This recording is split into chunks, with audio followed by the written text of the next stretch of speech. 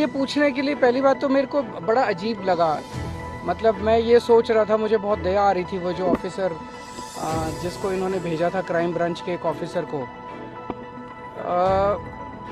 एक युवा जब पुलिस ज्वाइन करता है तो एक बड़े आइडियलिज्म के साथ ज्वाइन करता है कि मैं देश के लिए काम करूंगा, समाज की रक्षा करूंगा, अपराधियों को पकड़ूंगा, क्राइम कम करूंगा, महिलाओं की सुरक्षा करूंगा।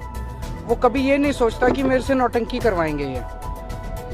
अब वो जो कल आए थे ऑफिसर्स क्राइम ब्रांच के, 5 घंटे तक मेरे घर के सामने उनसे नौटंकी करवाई इन लोगों ने। 5 घंटे तक उन्होंने आतिशी के घर के सामने नौटंकी, इसलिए थोड़ी पुलिस में ज्वाइन किया था उन लोगों ने। उनको भी बड़ा, मैंने देखा जास्मीन उनसे पूछ रहा है तो वो बेचारा कोई जवाब नहीं दे पा रहा, कह रहा नहीं मीडिया के सामने नहीं, प्राइवेट में आ जाओ, बंद कमरे में आ जाओ, वहाँ बात कर लेते हैं। तो उसको भी कितना, उसके अंदर कितना बुरा लग रहा होगा।